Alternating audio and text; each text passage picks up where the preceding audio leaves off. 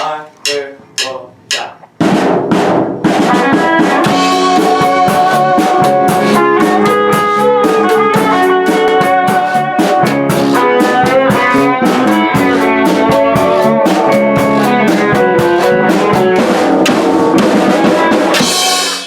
Moi, c'est Roger Alexandre, je suis un artiste peintre depuis plus de 40 ans. Mon nom est Nathalie Trépanier. Je suis sculpteur, sculptrice, sculpteuse, on ne le sait plus. Je m'appelle Steven Legary, je suis responsable du programme art-thérapie au Musée des Beaux-Arts de Montréal. Je suis un art-thérapeute, aussi un thérapeute conjugal familial. L'art, qu'est-ce que ça représente l'art pour moi? L'art, on dit l'art de faire, c'est une manière d'être, une manière de voir. Il y a une façon scientifique, une façon artistique de voir la vie. C'est comme dans chaque personne, on a ces deux côtés-là. Mais j'ai toujours été attirée par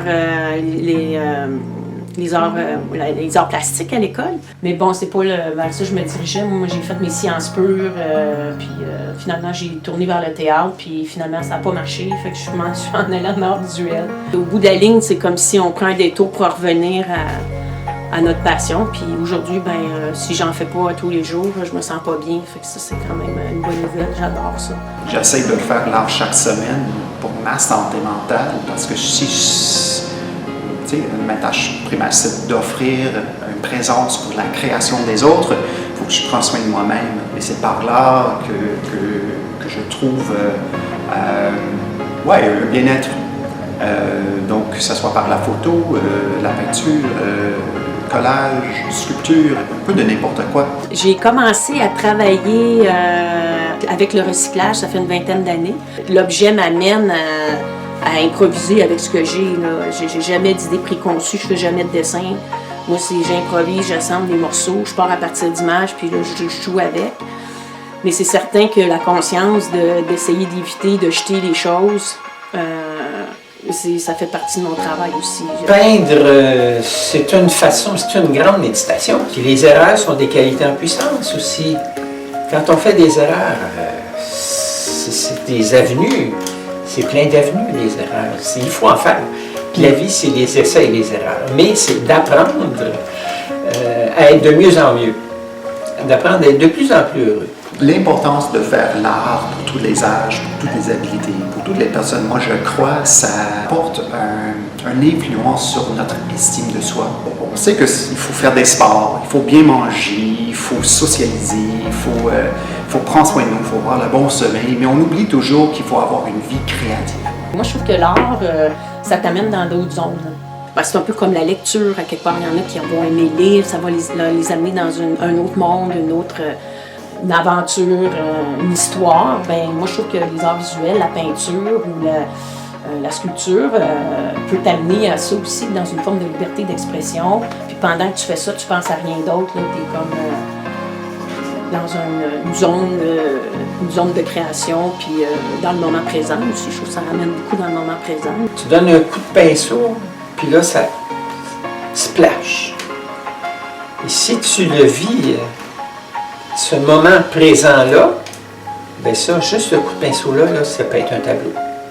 Parce que ton âme, l'essentiel de ce que tu es déjà là. Ton style, il est déjà là en partant. Parce que tu n'as pas retenu. Tu as juste été toi. Tu as juste laissé aller ton coup de pinceau. La ruche d'art du Musée des Beaux-Arts est le seul qu'on se trouve dans un musée. Mais ça fait partie d'un réseau des ruches d'art. Les ruches d'art sont des ateliers communautaires. Ici, on traite tout le monde comme un artiste.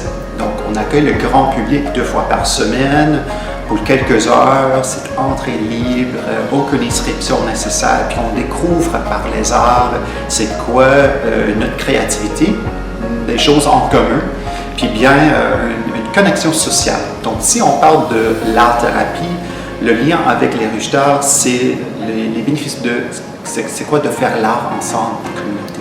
Et évidemment, c'est jamais gratifié, les arts plastiques. Fait que ce qui est très dommage, je trouve, aujourd'hui, c'était valorisé dans les écoles. Puis qu'on voyait que l'enfant a du talent, puis au lieu de dire tu peux pas t'en aller là-dedans parce que ça vaut rien, Ça serait peut-être bien aujourd'hui que la société se réveille puis essayer de valoriser les arts en général, là. Pas juste à l'école, mais dans la vie. Il y a plusieurs années que nous avons coupé du budget dans les écoles secondaires, des écoles primaires, autour des arts, que ce soit musique, art plastique, théâtre, etc. On souligne l'importance des mathématiques, des sciences, etc. Oui, ces sujets sont très importants, mais si on pense de la personne, hein, on pense d'une approche holistique, il faut souligner les arts. Ici au Musée des Beaux-Arts, il y a depuis 20 ans qu'on offre plein d'accès, que ce soit des groupes scolaires, que ce soit des groupes pour des groupes communautaires, des personnes qui ont des problématiques en santé mentale, l'accès aux arts, on est certain que ça porte une influence positive sur la vie des personnes. Et nous avons un protocole ici qui profite de la collection, c'est-à-dire qu'on fait des visites en suivant une thématique. On espère que ça va rejoindre le groupe, les participants. On va les inviter à réfléchir sur les œuvres, de parler de les significations personnelles, et là, on revient en studio pour recréer, pour retravailler par l'art ces mêmes thématiques, que ce soit l'estime de soi, résilience, l'image du corps, l'amour, les émotions, la couleur. Tout est possible dans une musique. Des fois, les gens trouvent des sens cachés à mes toiles aussi, parce que la vérité d'une toile n'appartient pas seulement à l'artiste, mais à la vérité de chaque personne qui la regarde aussi. Puis c'est André de Comte-Sponville qui disait que tant que le dernier bébé n'aura pas dit sa vérité, toute la vérité n'aura pas été dite. Moi, je vois assez souvent des améliorations, des changements dans le comportement de nos participants. On trouve que le musée, c'est un environnement qui peut les soutenir dans leur cheminement vers les meilleures relations sociales. Dans leur capacité de s'exprimer par l'art et même de nommer les émotions. L'art, ça change. Je dis, ça change tout dans une vie pour moi parce que ça a donné un sens à ma vie. Ça, c'est ça qui est le plus important à laquelle, tu sais,